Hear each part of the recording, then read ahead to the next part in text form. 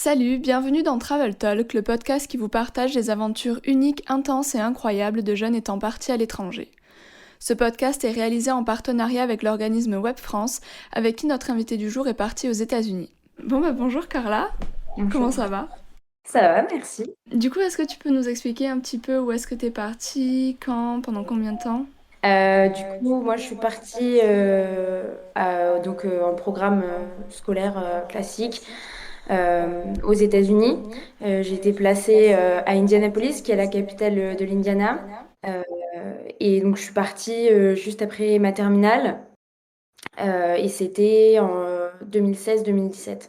Du coup, j'imagine que c'était cool de se retrouver dans la capitale de l'État. Ouais, c'était super. Moi, j'avais un peu peur de me retrouver au milieu de la campagne. C'est vrai que c'est assez rare d'être placé dans une grosse ville comme ça, quoi. Ouais, ouais. Et du coup, ta famille était de là-bas, ta famille d'accueil. Ouais, ouais. Comment était composée ta famille d'accueil? Parce que si je comprends bien, t'as eu plusieurs familles d'accueil, c'est ça? Ouais. En fait, j'ai eu trois familles d'accueil différentes. Donc, la première, c'était celle qui m'a accueillie là-bas. Donc, c'était une mère célibataire, donc qui était toute seule. Euh, on avait des styles de vie très différents. Du coup, ça a pas. Alors, on s'est très bien entendu. On est encore en relation aujourd'hui. Elle vient de m'envoyer une carte postale pour mon anniversaire. C'était un peu compliqué de vivre toutes les deux. Du coup, j'ai changé de famille d'accueil.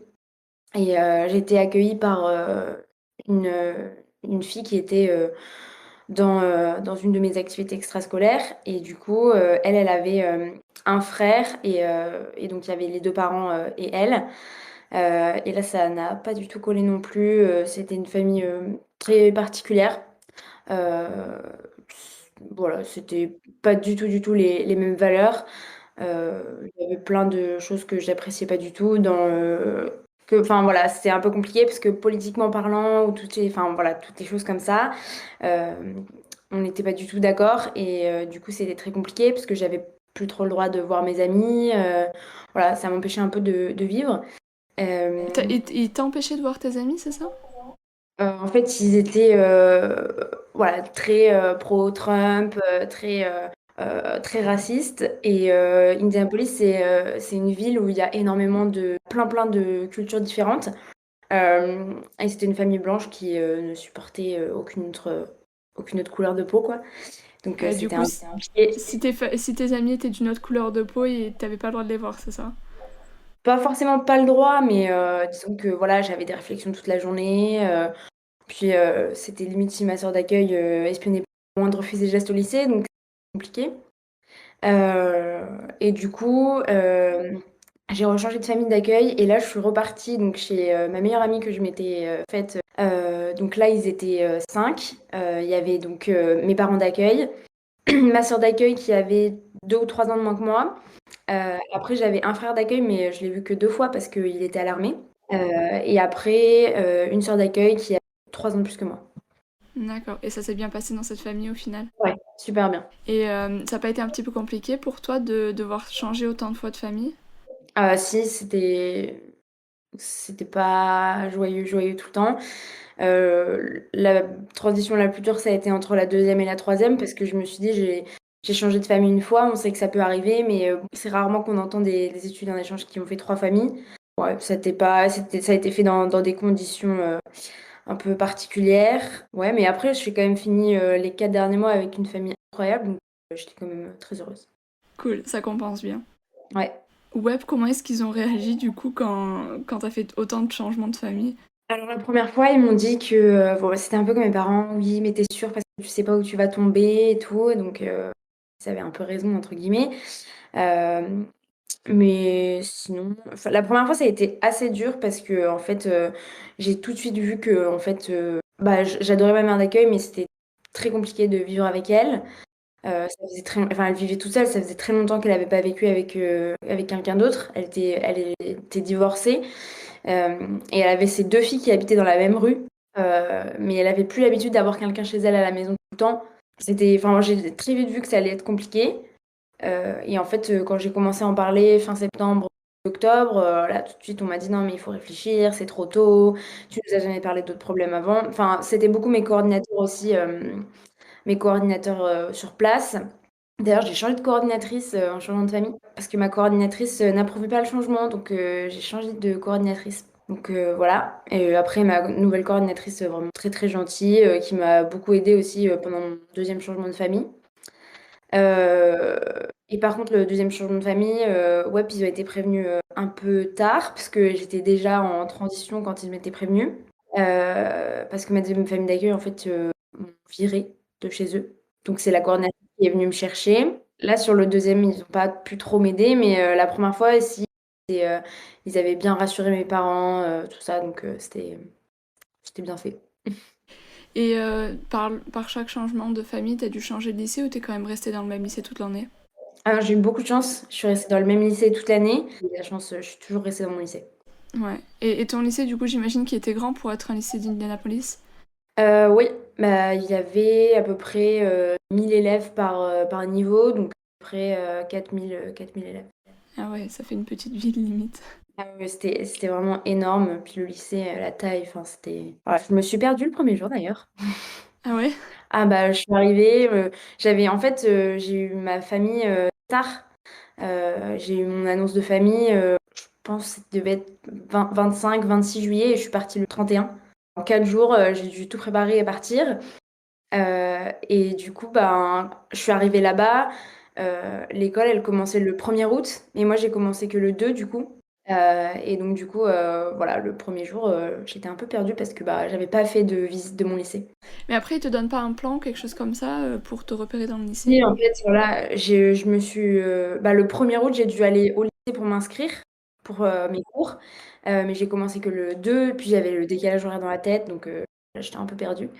Hem, mais de toute façon les gens étaient très gentils, m'ont aidée à trouver mes premières classes et après à chaque fois il y avait un prof qui me donnait un peu un tuteur pour aller à ma 2e classe donc ça va. Et du coup, tu prenais quoi comme cours là-bas? Alors, bah, j'avais US History anglais, ça c'est, les trucs obligatoires.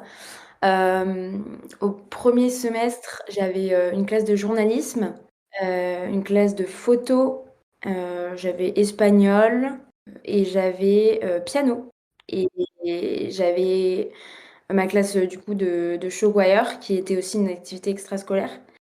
Et en fait, le piano, j'ai vite arrêté parce que c'était pas un niveau très élevé et j'ai fait du piano pendant 9 ans et eux, ils parlent en A, B, C, D alors que nous, on parle pas du tout comme ça quand Ouais, on en do, fait du ré, mi et piano. tout. Ouais, donc j'étais un peu perdue et donc c'est comme ça que je me suis retrouvée dans une 2e classe de chorale. Mais du coup, tu as dit que tu faisais partie du show choir. Est-ce que tu peux nous expliquer un petit peu ce que c'est? Parce que c'est pas une chorale classique, c'est ça? Voilà, en fait, alors je sais que ça marche enfin ça fonctionne pas exactement comme ça dans tous les lycées, mais moi donc c'était sur ma 7e période de la journée, donc j'avais, 7 cours différents, et sur la 7e période de la journée, en fait, le show choir c'est pas vraiment un sport, mais c'est, bon là c'était du coup une classe où en fait, on va, faire une chorégraphie et on chante en même temps. Et en fait, le show choir, ça se fait en compétition, donc tout ce qu'on apprend, c'est pour monter un peu, comme un spectacle. Généralement, il y a, 4 à 5, musiques différentes et derrière, on va apprendre toute une chorégraphie et ça fait, un espèce de mini spectacle de entre 20 et 30 minutes. Donc c'est hyper, hyper, physique parce qu'il faut arriver, bah, à danser en même temps que de chanter. Donc à côté, on avait des entraînements cardio, des trucs comme ça. Et donc du coup, en fait, voilà, c'était la 7e période et après on avait entraînement tous les lundis et jeudis pendant, 3 heures et demie. Ah ouais, ça chôme pas, quoi. Ouais. Mais c'est un petit peu comme ce qu'on pourrait voir dans Glee, c'est ça? Ouais, ça ressemble un peu, Et vous étiez combien, toi, dans le show choir? alors, nous, on avait une équipe qui était pas très grande, on était 28. Ouais, les grosses équipes, ça va jusqu'à 40-45. Ouais, les gros lycées, on a, bah, justement quand, on rentre un peu, là, on connaît enfin, on entend très vite parler des très bons lycées, ceux qui ont des très bons show choir et bah, les très bons lycées, ça monte jusqu'à 45, même parfois à 50 personnes. Waouh! La coordination que ça doit demander. Ah oui, c'est compliqué. Déjà à 28, c'était compliqué donc j'imagine même pas à 50. Ouais, sujet complètement différent. Est-ce qu'il y a quelque chose dans la culture américaine qui t'a particulièrement marqué aux États-Unis? Alors quand je suis arrivée, moi, je suis déjà allée aux États-Unis plusieurs fois parce que mes cousins habitent là-bas. Mais sinon, en général, je pense déjà ça doit être un truc que tout le monde pense, mais on entend souvent aux États-Unis, tout est plus gros. Les voitures sont plus grosses, les supermarchés sont plus gros, les routes sont plus grandes, même la nourriture est plus grosse. Ça, c'est un truc, c'était vraiment super cliché. Et là, vraiment, quand j'allais avec mes amis, même au McDo, j'avais l'impression que voilà, la grande frite, c'était une frite géante, quoi. Enfin, Genre leur petite frite, c'est l'équivalent d'une grande frite chez nous, c'est ça? ouais, petite, c'est l'équivalent d'une moyenne. Et moyen, chez eux, c'est notre grande. Et après, en gros, ils ont le truc extra large, quoi. Enfin, pour eux, c'est large, mais pour nous, ce serait extra large. Donc, c'est vraiment énorme. Sinon, Au niveau des gens, il y a peut-être quelque chose qui t'a marqué? moi, j'ai trouvé que les gens, ils étaient assez accueillants. Mais après, c'était pas forcément par rapport à l'école, c'était juste en général, les gens sont super polis. Enfin, si quelqu'un te rentre dedans au supermarché, mais il va limite se mettre à genoux pour s'excuser, quoi. Enfin, c'est choquant. Tu vois à Paris, quelqu'un te bouscule, c'est limite s'il se retourne pas pour dire putain, fais attention. C'est clair. Là-bas, c'est bien, je suis vraiment désolée, je vous ai rentré, enfin, voilà, je suis vraiment désolée. Non, mais c'est pas grave, ça va aller.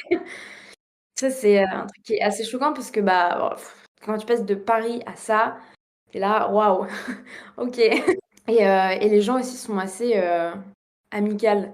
C'est-à-dire qu'un inconnu peut commencer à te parler comme ça, enfin pour une raison X ou Y. Oh, j'adore tes chaussures. Ils font beaucoup de compliments aussi. Alors, on les connaît ni d'Adam ni d'Ève. Waouh, mais ce t-shirt! Ok, bonjour, c'est qui?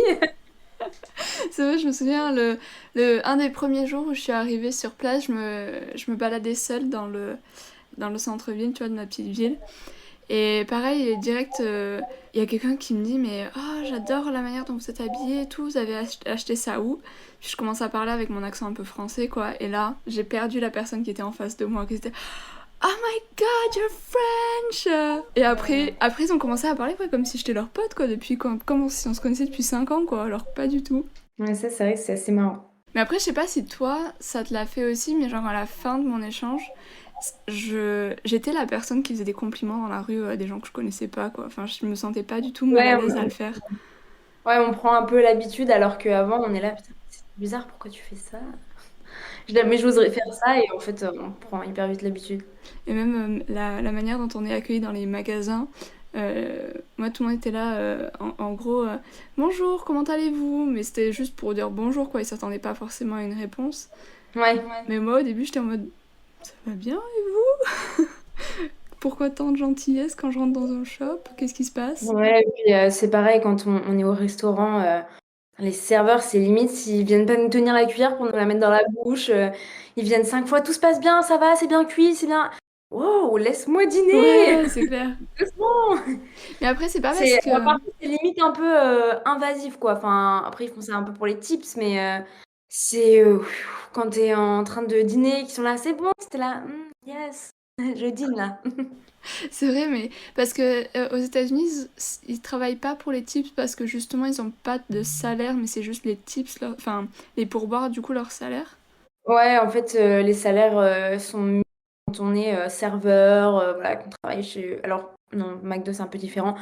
Mais quand on travaille en tant que serveur ou hôtesse dans un restaurant ou quoi que ce soit, je crois que Alors, je ne saurais pas exactement, ça a dû peut-être bouger en plus avec. Maintenant, ils ont un nouveau président et tout ça.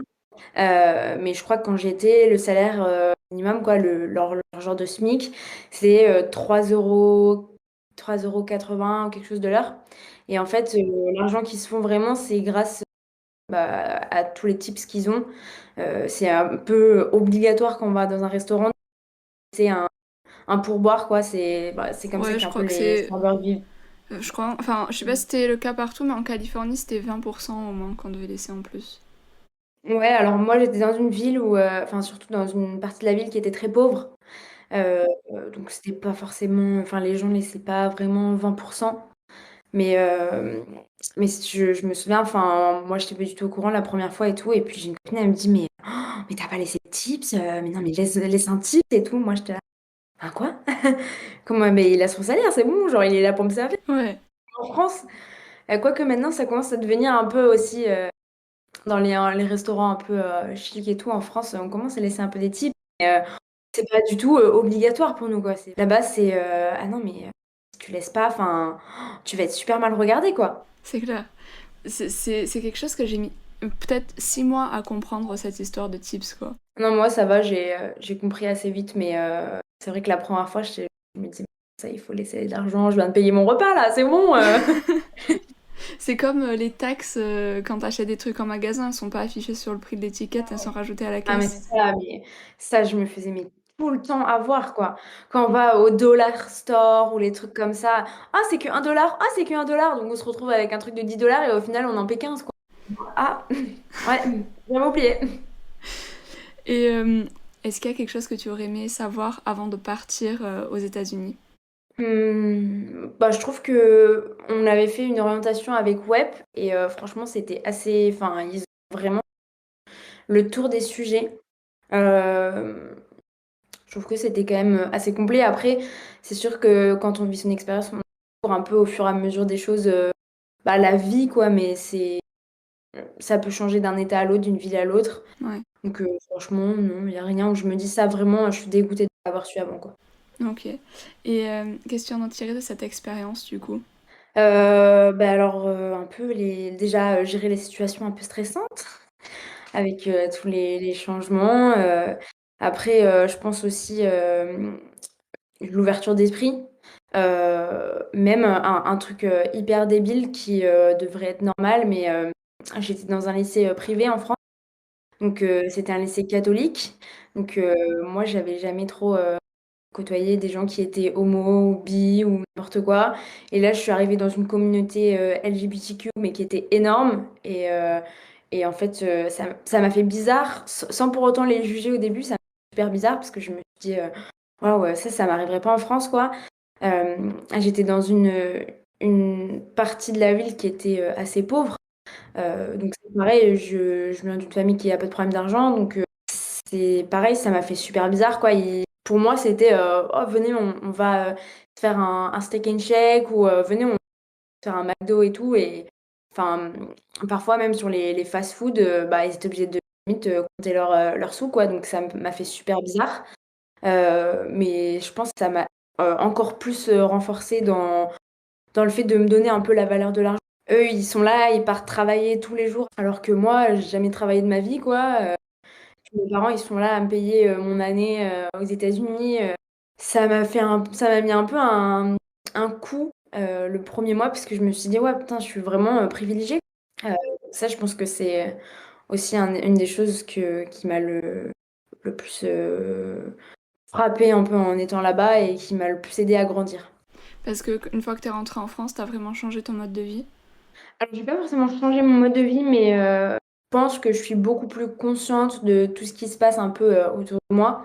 Par exemple, quand j'étais au lycée, je me disais: «Ah putain, à l'autre bout de la planète, il y a des gens, ils sont là à compter, au moindre centime près, qu'ils peuvent, aller se faire un McDo, quoi». Enfin, pour moi, le McDo, c'était le truc méga cheap où tout le monde pouvait, voilà, y aller tranquillement et en fait, bah, on se rend compte que vraiment, il y a des gens qui galèrent, qui sont là à 16 ans déjà à bosser dans les alors que nous, bah, à 16 ans, on pense à quoi? On pense à cinéma avec nos amis, on pense à aller à des concerts, enfin, on pense pas du tout aux mêmes trucs que certaines personnes, quoi, donc c'est je sais pas, je pense que ça m'a plus, marquée et maintenant bon alors, maintenant j'ai grandi aussi, mais je pense que je suis arrivée en 1re année d'école de commerce, j'avais des amis qui dépensaient mais comme ça, quoi et moi je me disais: «Mais vous vous rendez pas compte et tout, il y a des gens, ils peuvent» et parfois les gens me regardaient, ils me disaient: «Mais qu'est-ce que tu me racontes? C'est bon, quoi» et je pense que ça m'a aidée à prendre plus vite en maturité que certaines. Et est-ce que tu aurais peut-être un dernier conseil à donner à ceux qui aimeraient partir et qui nous écoutent aujourd'hui? Je pense que le meilleur conseil qu'on peut donner à quelqu'un qui part, c'est de surtout pas se faire de préjugés sur ce que son expérience va être. Bon, bah, merci en tout cas Carla d'avoir partagé ton expérience. Pas de problème. C'était votre podcast Travel Talk réalisé en partenariat avec l'organisme Web France et on se retrouve très vite dans un prochain épisode.